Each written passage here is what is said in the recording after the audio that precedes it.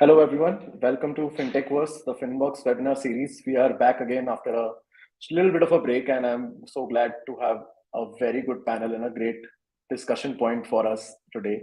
I'm Mayank. I'll be your moderator. I head marketing and content at FinBox, and this panel basically involves a lot of leaders and operators in the ecosystem who have been doing digital products and fintech, especially for a while. And today we will talk about the importance of UI and UX in the fintech world and how to build successful products within the financial services space, given the constraints, given the regulatory guidance, given everything else that goes on in the market. And to set some context, I will first introduce the guests one by one. First off, we have Mr. Nishant Jasapara, who is the Chief Business Officer at Credit Saison. Mr. Jasapara has over 2 decades of experience in financial services, and he's worked with multiple companies, including Ola, IFL, and Tata Capital, to name a few. And he brings a lot of insights on product development, especially from a consumer centricity standpoint. We also have Mr. Sumeru Shah, who is the head of EV division at Ecofac. He's also been a senior hand in asset financing, banking, and digital transformation. He's worked with the likes of Adani, Standard Chartered Bank, Yes Bank, and Ola, among various other companies. Next up, we have Mr. Videsh Patil, who is an associated creative director at Zen Sciences. He leads the UI UX work at the agency. He has worked with a lot of big tech and fintech clients. Mr. Patil has also been instrumental in leading digital strategy projects and has been a key contributor in a lot of new age experiences that we see around us these days in the fintech industry.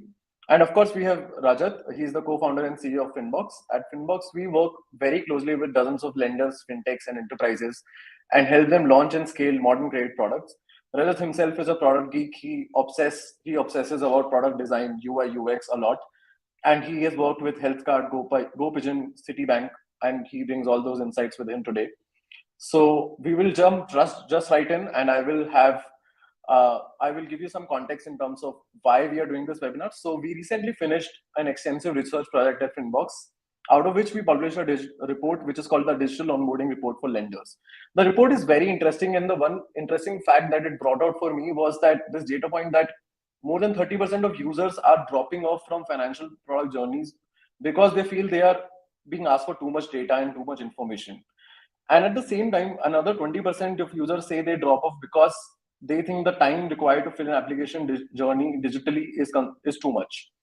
So Nishant, with this context, I would first want to ask you, what do you think these stats hold across the industry, and why do you think we haven't been paying enough attention to solve for these very basic customer onboarding friction points?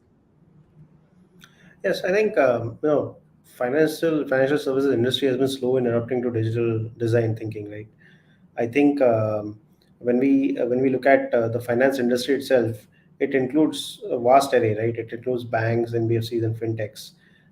Now, when you refer to traditional banking and NBFC side, probably yes, there is a slowness in adopting to digital thinking, and considering that they have legacy systems that they carry. But I think a few NBFCs, probably the tech-focused NBFCs, or something that we have done. We have adopted design thinking much better than most of our competitors. And I think fintechs have been pro at that, right, in terms of adopting digital thinking, wherein actually they empathize with the user and build products around it. So I think it's not everybody in the same bucket. Probably it's some players who have done fairly well in terms of going forward, understanding the design thinking piece and implementing it faster than the others. Okay, understood. I think one more question that I would have as a follow-up for you is that when you say that Credit Saison has been adopting design thinking at a very basic level, how do you think it translates for you? Like, what is a North Star metric or goal for you when you think about designing products? Yeah, so I think first of all, you need to understand the segment that you want to be into, and again the customer issues with respect to segment. I'll give you a small example. If you look at the SME segment in India, right, those are not that tech friendly, or the data that is there in the SME segment does not percolate directly as in the salaried segment, because it's a plain vanilla. You look at salary and you just look at the bureau and you just do a cutoff and give a loan. So I think how do you make it easy for these SME segments, or especially the small loans there? So what we have been trying to do, is to understand the pain points that come to this particular segment. understand them, and then design a product. And then how do you look at the overall UI UX with respect to a customer journey, right? So probably an SME customer needing a 5 lakhs kind of a loan, I mean, you don't need the entire GST stack or everything, because first of all, if it's less than 40 lakhs of turnover, he will not be even applying for a GST, right?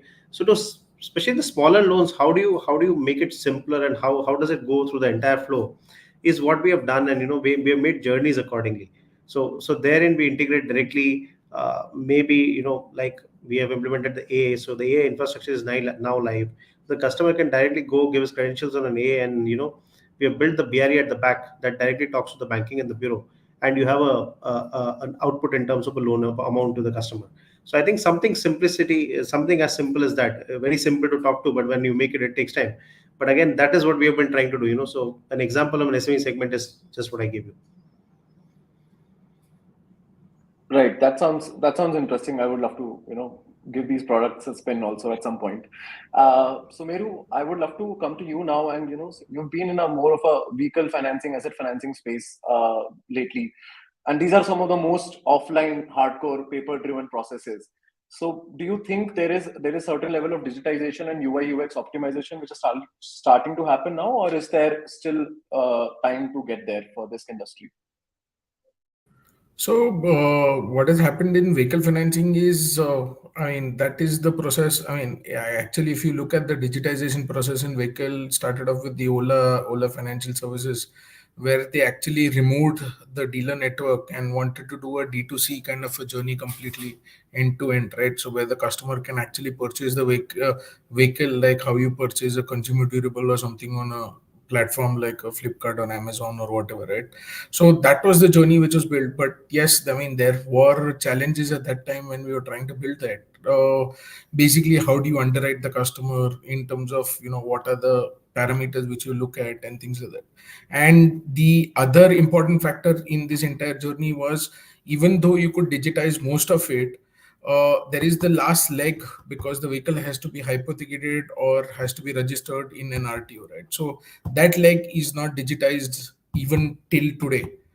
From a regulation, from a government standpoint or the local transport agency standpoint or the state government end, right? So there they actually require wet signatures. So that physical leg is yet pending, which is hopefully at some point in time will get digitized and everybody will move to a centralized system. Though government has done a lot by having a digitized registration, which is called the Vahan website, where you actually do the registration.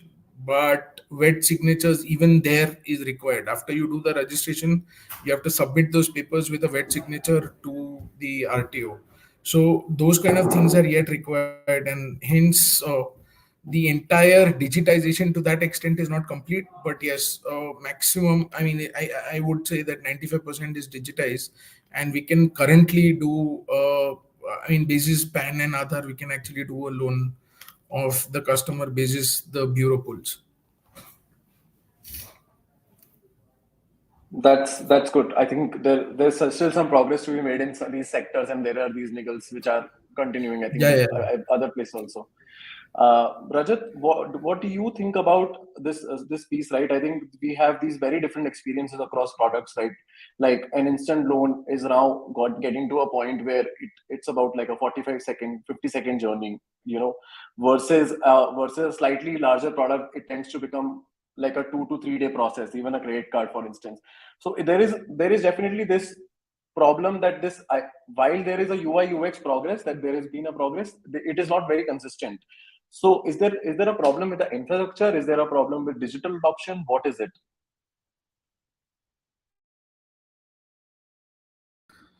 So, two, three things. I think what complicates the sort of problem is that, one, there is no single journey for for a credit product also. So there is a journey for a credit product cross segment, cross geography. Maybe also there is a language and regional component to it. And it is also dependent on, what kind of strategy the NBFC or the bank is following. Are they going aggressive, or are they today more conservative, right? So essentially this is a very, very high dimensional problem space. It seems simple when you say, okay, there is a journey and this is how the journey should be.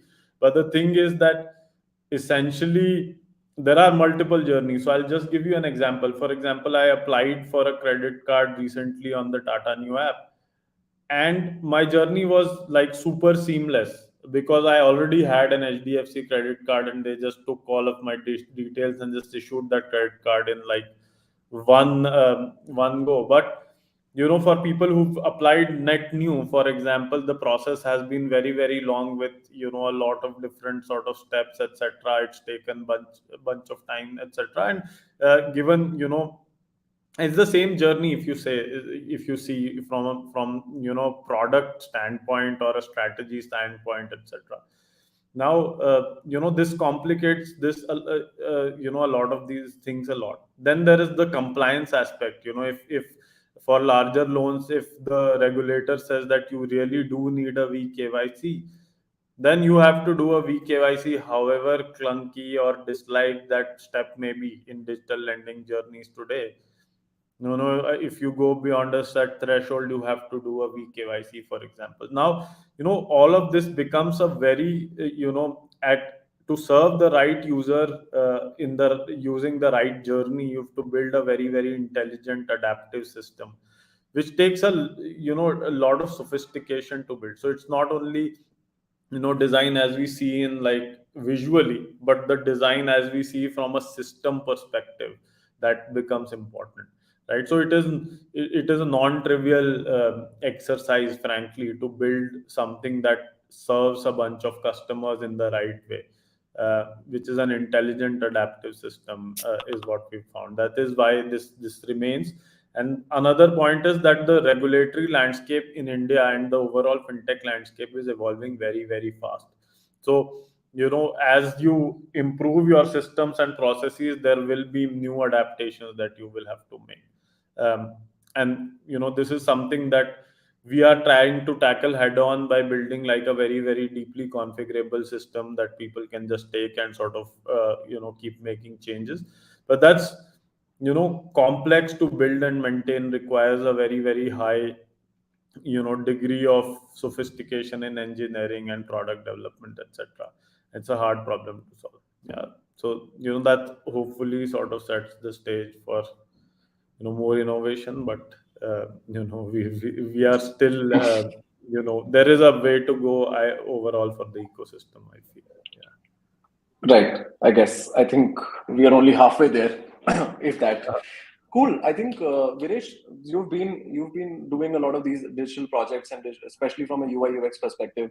What has your experience been when it comes to how companies focus on this? Do you? I remember from my own experience. Sometimes the focus has always been on make it look pretty, but form over function. That is a kind of argument that you often get, especially when you're dealing with like a new age enterprise. They all want to make it look dark mode, and you want all those fancy things going on. So how has your experience been, and do you see some kind of customer centricity and this focus on user experience also coming in, or is it only pretty and UI? Oh, actually, you said right. Like people.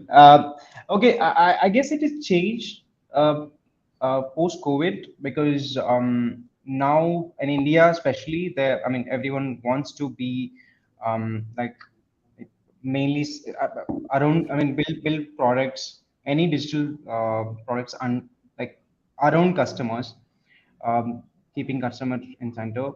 The thing is, yeah, I mean, it was not the same case like 2 years back. Now everyone wants to do the initial part, which is important, the UX research, how like what actually happens in the whole design thinking, apply the design thinking in the small as like microsites also, because every digital product has a very totally different process, and how particular approach actually helps user to reach their goals. So I guess I agree, man. It is changing, but the pace is very slow. If you ask me, the pace is very slow.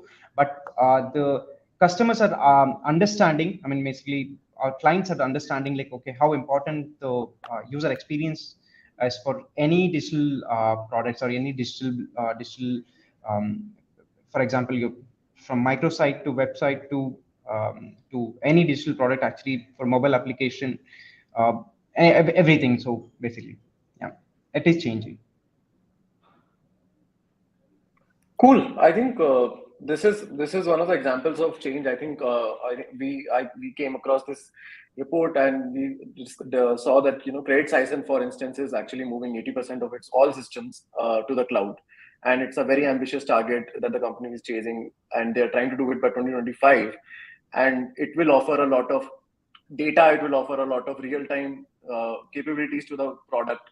So Nishant, could you expand on this, and could you tell us a little bit more about, is this going to lead to some kind of end product changes as well? Will it lead to a better UI UX as well across your products, or is this more of fixing the back end and going to the front end later? Yeah, so I think today's cloud infrastructure gives you lower server costs, compared to traditional data centers. Again, a shared responsibility model wherein the cloud provider gives you, I think, elastic capability to handle increased capacity while providing core security. Having our own software engineering team, basically, because we do everything inside software. I mean, in terms of development, also allows you to make quick iterations to products along with data intensive models and deploy these changes frequently as the market actually adopts to new trends. Uh, and most of the applications today use a lot of cloud standards. So building user experiences around familiar daytime products enhances user productivity. And again, feedback cycles on what's working and what's not working can be easily incorporated seamlessly.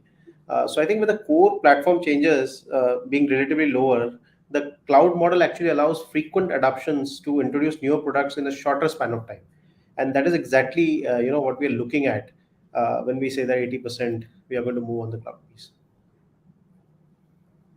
That's great. I think there is a very interesting line that we often use at FinBox, which is that we want to do personalization at scale, because this is a time where you don't want to do specific, you don't want to do custom products at for each individual, and yet you want to run programs where your sample size is one. You want the user to feel that they are special and they are being treated in a way that they want to be treated.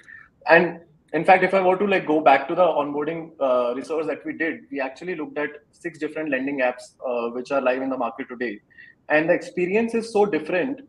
It ranges from about 7 clicks to get a credit line to 45 clicks at the higher end of it. So the experience is so widely different for consumers across these apps, and they have very similar bottlenecks as well. One of the bottlenecks being KYC, right? KYC is a step where everyone tends to trip up, and and there is a flux, because even right now regulatorily we don't know whether CKYC is valid enough, or whether you want to do BKYC and you want to do it again and again. So I want to get a little bit of a deeper sense into this as well from Sumeru. Sumeru, as a business lead yourself, how do you manage these two aspects? There is one is a very big regulatory compliance part when it comes to finance, and the second part is consumer experience. So at what point do you make the tough call that we'll pick this or that? Yeah. So what essentially happens is I would split that into two parts, right? So if you have your own customer base, you have done KYC once, why would you want to repeat it again and again? I mean, you're going to lend it to the same guy. Your exposure is to the same guy, right? So there you would actually skip the KYC and actually move it to the next level and do a journey which is much faster, and it can get over in like a minute or two, and he can get the loan, complete the documentation and move on, right? Whereas in a regular process, when he's actually a new customer, you do a CKYC and you take whatever is possible as per the regulation, like Aadhaar OTP based or Aadhaar biometric, or whatever is regulatorily possible, you take that and move it ahead, and get a digital journey. I mean, that's what we've actually done in Ecofy to make the journey completely seamless. I mean, my entire transaction from start to finish. I mean, which is, when he comes on board onto the platform and to e-sign and e-natch, will, if he's a good customer with a proper track record, does not take more than 10 minutes to complete the end-to-end transaction, right? So beyond that, it is just the disbursement which I have to do to the dealer or the, or the OEM for the delivery of the vehicle, right? So we built a completely digital stack because we are a new age green financing company, which is like not, I mean, just like about 6 months old, right? So we built a complete digital stack and started business straight away. I mean, actually, we acquired a digital platform which was ready made in the market to go to market much faster. That's an interesting way to go about it, I guess. Rajat, I think this is one way. The other way is that what we are seeing all around us every day at FinBox, we have these conversations about legacy lenders and legacy players trying to digitize and build digital products ground up.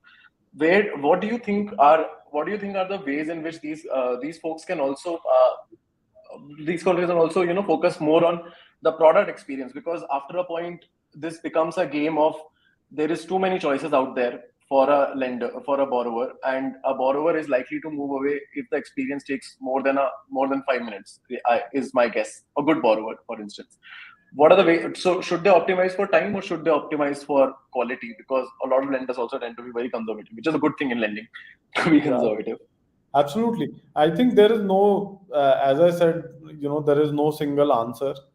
It depends on, a lot of things. It depends on what the strategy is. Is it aggressive? Is it conservative? What sort of, current portfolio risk that you are seeing? Is there, is there sort of overall, I would say there is no, even within a credit product, there is no single journey. It has to be adaptive enough for each type of customer that we sort of onboard. If it is a very very very premium customer, he or she should have an ability to sort of move through the journey more seamlessly, with less amount of data, etc., because these customers tend to drop off very easily, right? And but on the other hand, if you ask for less amount of data, you might be exposing yourself to undue risk. So there is no single answer saying that, okay, if I ask for more data, or if there's like a larger sort of more data gathering is happening, it will lead to a more profitable loan book. I don't think that's true anymore, right?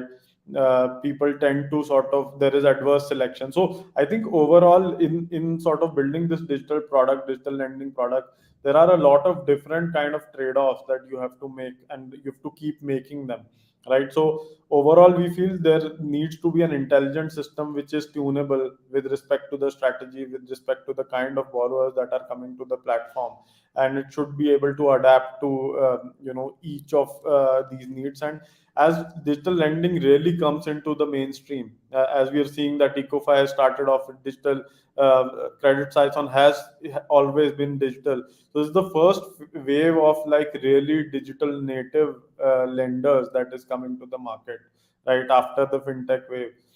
And the sophistication that a solution needs eventually, to cater to really this market at scale, not at like small scale, but say humongous scale, is very different, right? Because even if 10% of borrowers you're losing just because of certain idiosyncrasies that your system cannot meet, right, it becomes a huge loss at large scale, right? At small scale it didn't mean much, but at say if your business is completely digital, it means a lot, right? So we are seeing sophistication increase, and each of the customers will have, as I said, more sort of tailored experiences, so to say. And as I said, it is not easy to make these trade-offs, and these trade-offs are continuously made every day, we feel.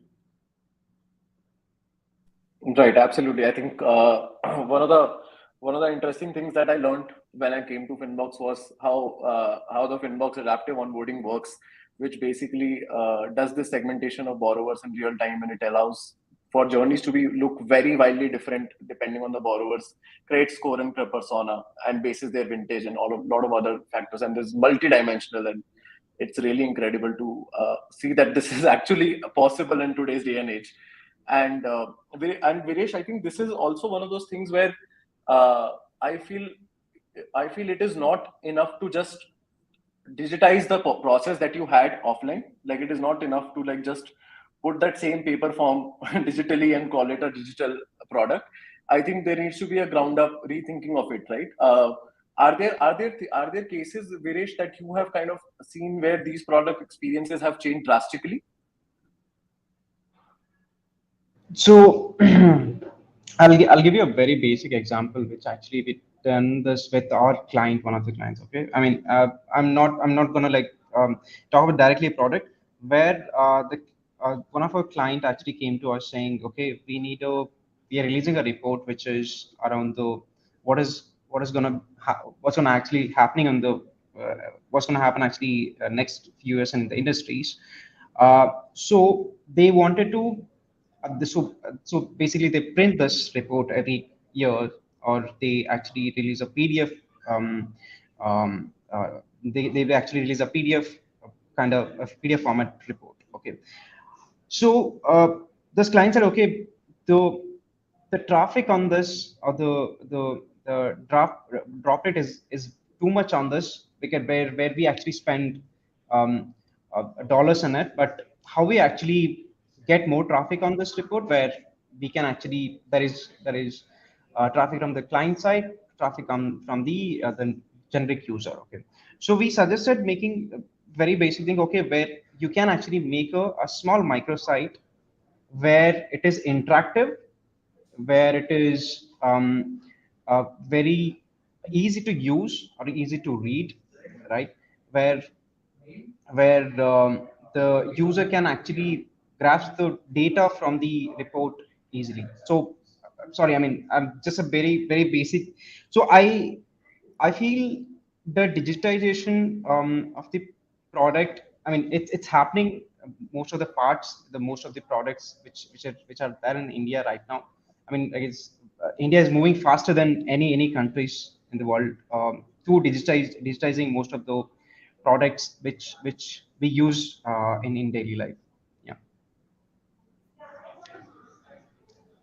Got it. I think there's also this offline on online war happening, right, Nishant? In the sense that we were just discussing that a lot of lenders, I think most lenders today have multiple channels of acquiring new customers and sourcing.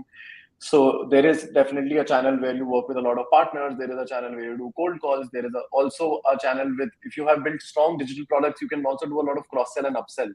So which of these things are you placing your bets on at Credit Size and Nishant?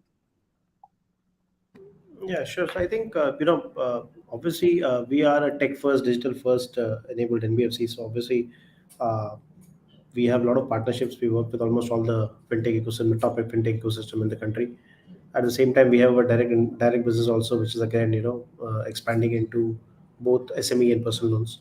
So I think, as I said, depends on segment to segment. While we can say that partnership is a easier one, but I think the kind of integrations that are required, the kind of data see through is required. That is very defined now with RBI giving the DLG guidelines and norms and all that things.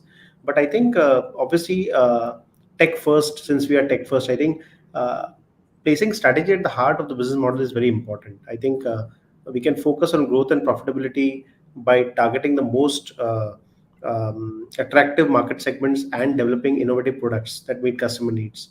And for that, one has to have a complete understanding of the market, consumer behavior, and the competition landscape. So if you look at the small ticket size lending, especially when you said the apps that range between 7 to 35 clicks. If you go to our app Prevo, I think that they are less than 7 clicks actually for you to get a loan.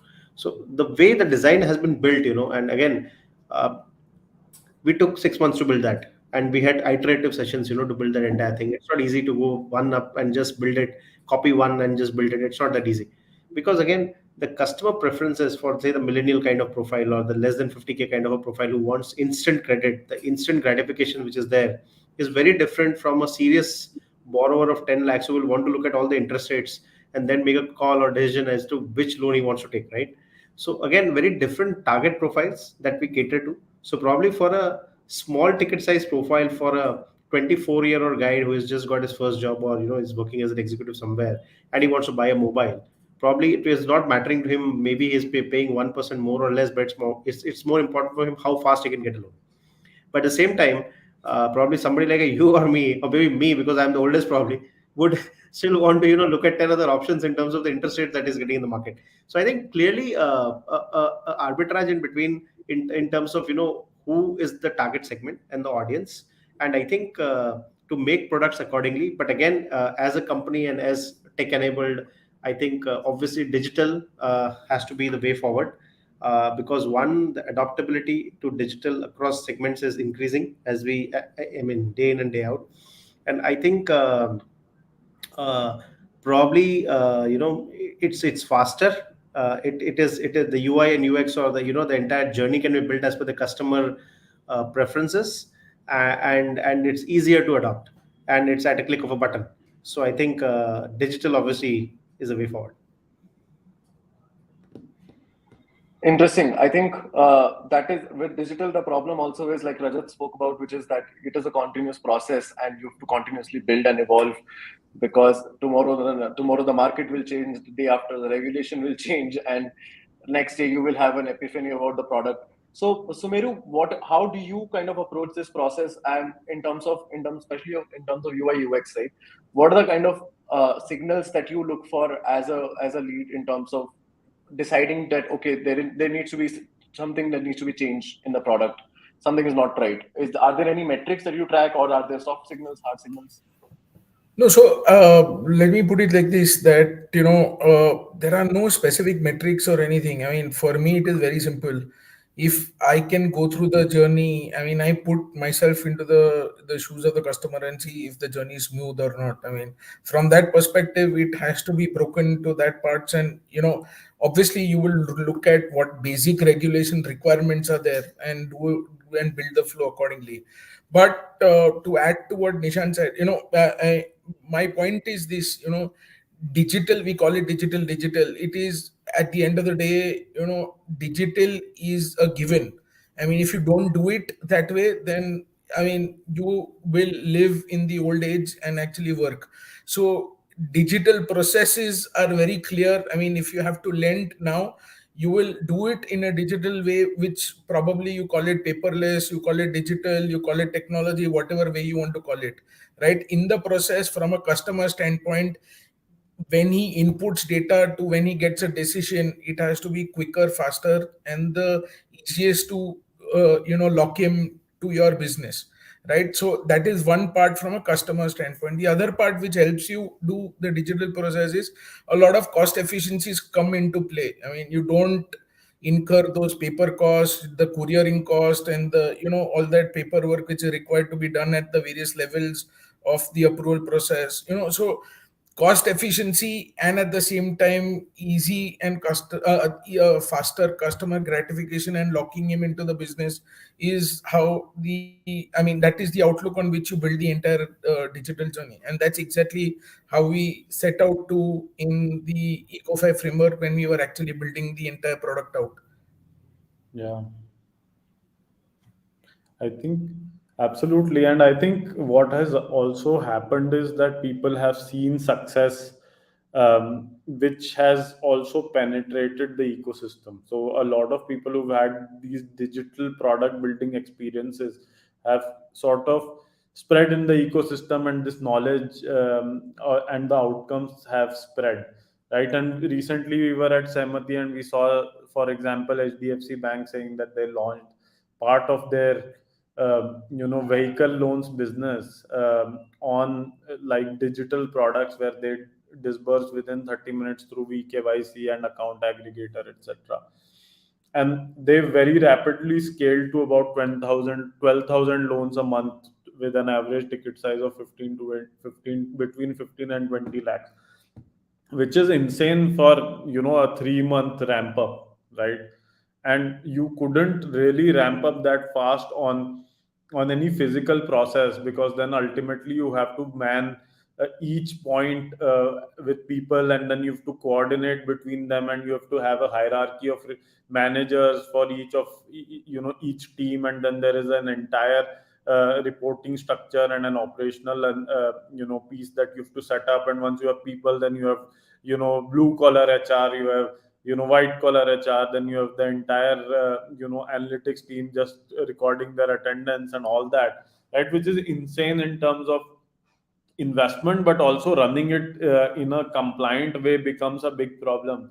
Nowadays people just share all of these KYC documents on on WhatsApp, etc. How do you make sure that this doesn't happen between your team, right? If you don't really operate a digital platform, how do you meaningfully in spirit comply with all of the RBI regulations, right? You might have an entirely physical process which is on paper compliant, but how do you stop people with smartphones taking pictures and just sort of sending it about on WhatsApp, right? So all of this essentially translates into not only UI UX for the outsider, but the UI UX for the insider as well, right? Which is also as important in running this complicated business process, right? If you don't enable the in-house operations team or in-house sort of collections team, etc., with the right data, right experience, etc., they might do stuff that you don't want them to do, right? How do you control that if you don't design your platform well? Which is an important sort of piece in terms of UI UX. When we think of UI UX, we think of only stuff that the external sort of the borrower sees. But this is such a complicated business process with so many parties touching the business process. There needs to be a thought process around how do you design the experiences of all stakeholders, right? So this is an important point that we feel needs to be sort of considered as well while building out your sort of platform to run this business properly, right? And then also, of course, there is how much do we use data properly in the entire process to really tailor all of these experiences, internal as well as external, is also an important consideration. Makes sense. I think there is also a very interesting question that I would want maybe Nishant, if you can weigh in on this from one of our audience members. So Sakshi is asking, how should we deal with the cybersecurity issues and threats during the fintech design process? Is that something that you think of actively? Is that something that is more of a regulation and enforced? No, I think it's a given now, right? I mean, uh, with a lot of things happening around, and I think even RBI, if you look at it, they have clearly spelled out in terms of their requirements on cybersecurity, and there are certain standards in terms of which cybersecurity need to be certified and all, right? So I think most definitely, I think we have to have a framework of cybersecurity for anything that we do. In fact, even when we work with partners, with different partners, I think there's a standard that we adopt to, and there are periodical audits that also happen in order to determine whether cybersecurity is taken care of, and not just cybersecurity, the stability of the app and everything that goes along with it. So I think very important. You cannot undermine cybersecurity at this point of time, and it is definitely a very integral part, and a sign off is there from the auditor before any design process takes place. So there's an internal sign off that we obtain with respect to all the tick marks for cybersecurity. So definitely a given. Yes, absolutely. I think one of the other things that I would also want to kind of know from you folks, actually, Sumeru, if you could weigh in on this one, is that when we talk about collecting all of this data, right? We are doing a lot of KYC, we are doing a lot of collecting a lot of customer data, and there is very strict now norms, and there is very strict checks, obviously, and there is a lot of data integrity that you have to maintain as an organization. Are there any things that organizations around you, or maybe your organization, is doing to like voluntarily go beyond the regulatory letter and word, and to protect data and to protect user privacy? Because there are a lot of these nowadays. There's a lot of leaks. There's a lot of cyber security privacy issues as well which come up. Yeah, so I mean, at Eco5, we definitely have the required security from the digital framework which is required to be done, and basic level in basics as per the regulation, obviously. But there are certain other things which we've actually done is when you scan, say, supposing you scan your Aadhaar or PAN, whatever, we automatically on the digital platform mask the entire numbers and things like that, and then get allow it for uploading things like that, right? So plus we are looking at various other ways of how you could integrate the digital locker and things like that, where the entire security and the personal information of the customer is stored properly in that sense, right? So we are very, I mean, we are completely as per the regulation, and we try and build the other layers beyond that which are required, so that the personal information of a customer is not leaked out in any way, in or any format. Makes sense. Right. Makes sense.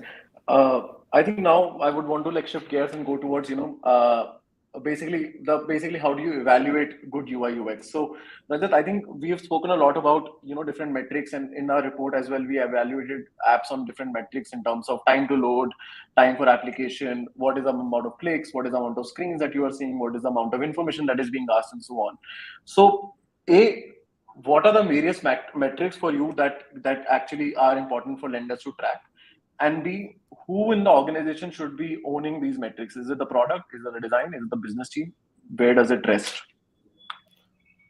Yeah, that's an interesting question. I think there are a lot of different hard and soft metrics that you can sort of use to evaluate and benchmark various digital experiences. I think a lot of them people already understand. Time to load, people understand. Number of clicks, people understand. How instructive the UI is in sort of enabling people to sort of deal with various edge cases. For example, if selfie doesn't match with your document, all of this, how well do you deal with all of this? Of course, is there. I think one interesting thing that we've recently found is a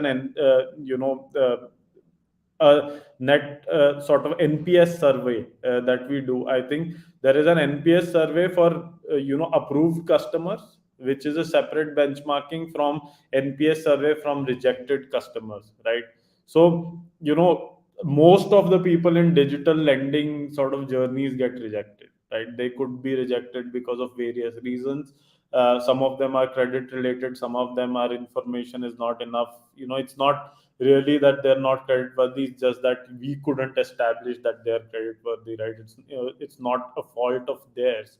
So how do you treat those folks, right? They could become credit worthy, they might have done certain steps, etc., that they could revisit and really very very quickly complete an application that they've become now credit worthy, right? So how do you treat them, and do you mix these metrics together? I feel that this is like oil and water. People who actually have gotten the money they really wanted will maybe rate experiences highly, or if they're new to credit they might sort of rate an experience highly depending upon if they got a loan or not. So I think segmenting the borrowers and doing an NPS survey at the point where you can get this information. So if the person has dropped off, maybe you can do it on WhatsApp or on email or alternative communication channels. Or if the person has just gotten a loan, you can do it on the app interface. And then looking at it and tracking your sort of NPS over time is a brilliant way of really ensuring that you're doing well.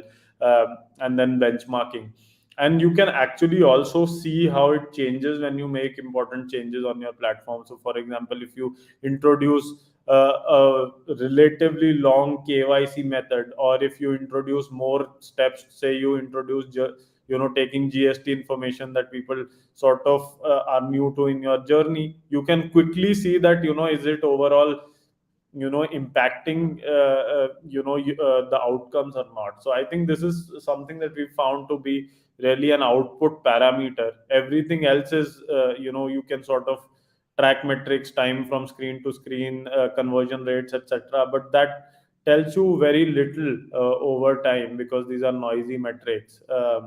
So I think that's something that we've figured out, to do in our sort of platform. Yeah. Interesting. I think there's also very interesting thing that I was reading the other day on Andrew Chen's website. He's the one of the bigger, one of the older partners at A16Z, and he wrote about this framework for funnel conversions called Psych framework. And he says every point in the journey and every single field should be treated as an emotional event for the customer. So you want to see whether it adds to them, whether it adds to their value or it subtracts from their value, and then it goes on. And the idea is that you treat all of this as a positive or a negative score, and then you add the score. And if you end up getting more than 50%, and in terms of positive, you are doing a decent job of it. So from that, I got this. I was thinking about this, and then I realized that a lot of the times, especially in digital lending credit apps, the ones I have interacted with at least, the idea is that the seamless credit line onboarding doesn't work, because let's say you have availed of a credit line product from any of these digital lending apps. The moment you want to go for a top up, you have to go through, I think, 70% of the journey all over again.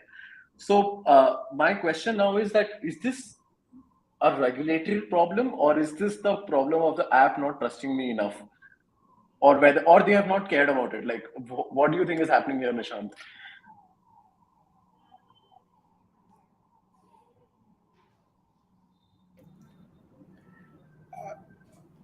Difficult to comprehend. Like, I think,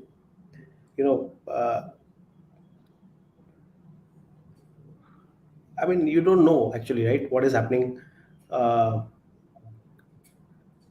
Probably, I think it's not getting it right altogether. I think, right? Yeah. So I think I'll give you an example of our development. And again, talking about Prevo again, right? Uh, the first 5 times it did not work because the customers, we were not able to go into the screen and get the loan approved, right? And I think talking to each other, whether it is product, tech, data science, across, all probably work in their own atmospheres, but I think getting it all along together would be the what was missing, right? And again, when we reviewed as to why one system is not talking, so one has built a great UI, one has built a great rule engine, but probably the UI does not talk to the rule engine, the customer cannot go through. Technique, and I think Rajat would appreciate that problem, right? Because it happens all the time. And for us as business guys, we didn't know because there was nothing coming through the funnel, and the top of the funnel it was very anemic. So I think probably the middle part in terms of one guy managing it as a project and taking all inputs and understanding where the drop-offs were took us about 4 to 5 months to analyze as to whether the marketing is wrong, whether the UI is wrong, whether we are asking too much information, whether we have got the segment completely wrong, or probably we have got the policy completely wrong. And a lot of iterations happened till the time we found out the moat in terms of, okay, this is the right segment, right ticket size, right kind of clicks, simple UI UX, very appealing to the customer, and that is how the marketing got right on that particular segment. So I think it's one particular needle going across the process would be the right thing to do, because that helped us in across the process. And again, it's easy to look at whether the product did right or the tech did wrong, or probably the BRE was wrong. But again, all working in unison is the key. So that would be my take, in terms of, and I can give you my example because we actually went through the entire process 6 months, and we were all coming into meetings very glum, understanding what to do. But when it went right, we understood actually what went wrong in the last 6 months. So yeah. I can identify with this. I've gone through some of these things myself, not at a fintech level, only at our marketing stack level, where one part of the Excel sheet is not talking to the other one, and I realize I have done something wrong with the coding of it. But Rajat, that's an interesting point, right? I think then, are we saying that things like API health and infrastructure stability also is a UX determinant, and then does it make it an engineering problem at the end of the day?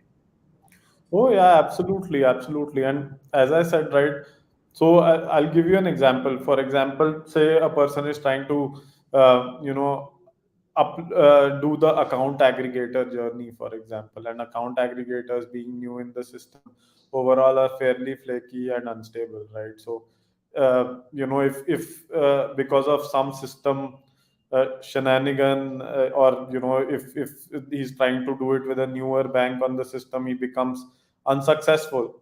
And also, for example, you don't our system doesn't get to know exactly why this went wrong. The user is just completely stuck and flabbergasted, just maybe seeing a sorry screen saying, okay, why don't you try again, or try with alternative methods, etc. Now, from a user perspective, from marketing perspective, he's been sort of promised that it's going to be a seamless journey, etc. Now the thing is that you might have built a great journey, but if this happens, the experience has gone for a toss. Now, what you want to essentially do typically is to build redundancies into a system like this, right? So when and what we are seeing is that digital lending is scaling to such heights that even 1% outages, etc., are unacceptable now. And the infrastructure being sort of a little flaky, it is up to the platform builders to build a system which can maintain redundancy and like really quickly switch into vendors that are working well, etc. And at least at FinBox we have built an entire product called Octopus, which integrates with about 250 types of APIs with at least a couple of redundancies on each of them, and sort of shifts if the if sort of we have an outage or latency, etc., increases. And this is it's an innovation born out of need, because we process a lot of loans for our customers. We are an enterprise software company, and the kind of volumes sort of we see are represent the combined business power of all our customers, right, which is fairly large.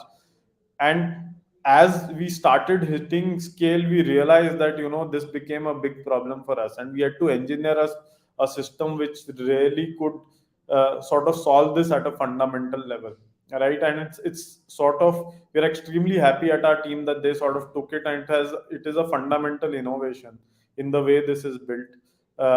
And we feel that this is the kind of work that you will need to do as your system scales, because even 1% is not acceptable in such a sort of high traffic business. And this is from a vendor perspective also. There's so many different new data sources, different APIs that keep coming into your system. If you don't architect it well so that you can take care of stuff that doesn't work, right, by default you have to be skeptical of any new stuff coming into your system. If you've not engineered your system to really sort of take care of these scenarios, you will end up compromising user experience unknowingly. And it becomes a very, very big engineering challenge to really solve this. The naive way is to just integrate stuff into your system, and then if it breaks, everything breaks. And I think that has worked up until now, and now the digital lending piece is like it's on an exponential trajectory. So we are on a logarithmic scale, so we're growing 10x overall year on year as an industry. And the kind of engineering problems that are coming are very different from the ones that we saw in the past sort of phase, right? And the way we tackle them is very different as well. I hope that answer. That's like a long-winded question which sort of touches both UX but also touches engineering and infrastructure. But it's the place where we are in as the industry today. Makes sense. I think all of what you said is very interesting, and I totally see you writing a book on it one day. But No, I think we have had a very fruitful discussion, and I would like to just have closing thoughts from each one of you. I think, and it's a very simple. It's a question that everyone on LinkedIn is talking about, and I just want your thoughts on it. What do you guys think of AI and lending? Where do you think it's going? I need one prediction from each of you. Let's start with Nishant. Yeah, AI can, predictive data and predictive analysis definitely are there, but I think I would say ML is the key. I think how you adopt your machine to learning the AI trends and how you develop that, I think that is the key. And I can tell you why, because how we have developed different rules, or different rule engines at the back, and looking at segments, looking at data, that has really helped us in terms of our portfolio and the growth.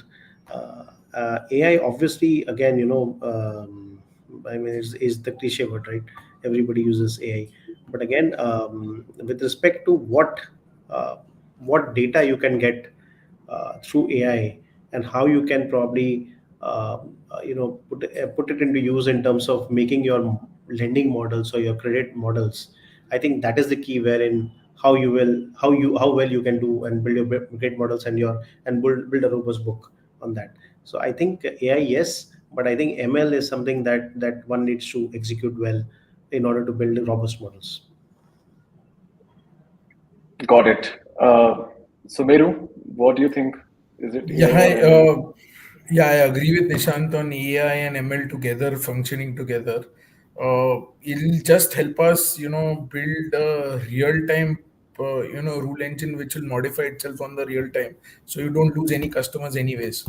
Everything goes through the bucket with the real-time adjustment on the policy and everything, and giving you a better output, and you close the customer then and there. So I mean, to that extent your cost of acquisition should come down because of that. Makes sense. Yeah. And Rajat, So give us your I thoughts on think I AI. have like a very, a little longish answer on this, and I think this is a conversation that we will maybe have once more in another webinar. So I'll just divide this today. So for example, machine learning has been around in terms of credit scoring, decisioning, etc. Has been around for a fairly a long time, I would say. In the developed markets, it entered India, I think, 2017, 18. A bunch of people started doing that, and I think what has happened over time is that we've gotten more and more data, and people have used, or everybody has some kind of modeling team today for credit decisioning, right? But what we have done today essentially is that we've separated the entire lending problem, which is a very complicated business process with multiple layers. So it starts with user onboarding, then it is pricing of the credit product, then the yes no decision, then there's the adaptive onboarding, what kind of journey that we want the user to go through. Then there is the entire piece on how do you want to communicate and how do you want to sort of communicate while servicing. How do you want to communicate if the person becomes a little delinquent? And then how do you want to essentially design a collections process, right? If you think of, a portfolio of 100 loans, you will see that every loan will have a different, sort of multiple sort of journeys through the system as it gets paid off. So you can think of a very large intelligent system that looks at all of these business processes together. With today, what we are doing is looking at creating intelligent point predictions, which is different Mhm. predictions for credit decisioning, different for collections, etc., different for communication. But what I feel is that as more and more richer data and more borrower data sort of accumulates or goes through the system, there is a possibility of creating a very large optimization model, which you could call an AI ML system, etc., which as the borrower provides more data. For example, if he's clicked a link, he's prepaid 2 days before from a payment link, or if he's done after a WhatsApp reminder, or he became 3 days delinquent, then he came back. All of these things you record, and you essentially figure out what to do and how to service the borrower after he's in, and also to make these decisions while he's being onboarded.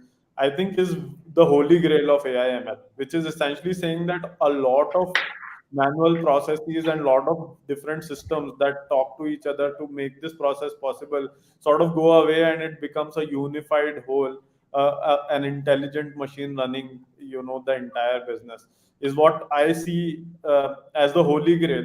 And I wouldn't say it has become this today in the industry, but it is very rapidly progressing towards it because of a lot of open source algorithms and a lot of enriched data sources being available, and a lot of great talent also wanting to work in this industry, I feel. right, becomes this will definitely become possible over time.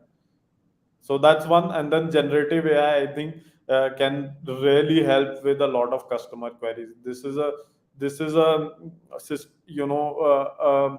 a business process where a customer becomes anxious if he's paid before and it gets deducted again. He knows that he doesn't sort of understand if his money will get returned or not, and he has questions if it's taking too long for disbursal. He has questions all the time, right? So I think generative AI can sort of consume all the data about the borrower and the portfolio and sort of help the borrowers along in customer service. I think that is definitely something that is on the cards. It will only need that we can't send all this data to the US in ChatGPT, so we have to build deployable systems in India that sort of keep the data within our own sort of infrastructure to enable this. And I think that's sort of we are playing around with a lot of these models, and hopefully we can bring out something in the near future. That sort of keeps data privacy, sort of intact. We don't send them out. But yeah, so it's, I promised a long answer, and I think here it is. And I feel very deeply as a tech sort of enthusiast about this, and I play around with this stuff a little bit myself. But there's a lot here I feel to unravel. Yeah. Great. I think you are building FinBox GPT secretly and not telling us. But on that note, we will conclude this webinar, and thank you so much for all of you guys for joining, and thank you so much for all the viewers for watching. And one final thought that I have is delightful digital experience which get distributed at scale is how digital lenders will eat daft competitors for dessert. And with that, thank you so much, everyone. I will see you in the next one. Thank you. Thanks. Thank you. Thanks a lot, guys. Bye. Thanks. Bye.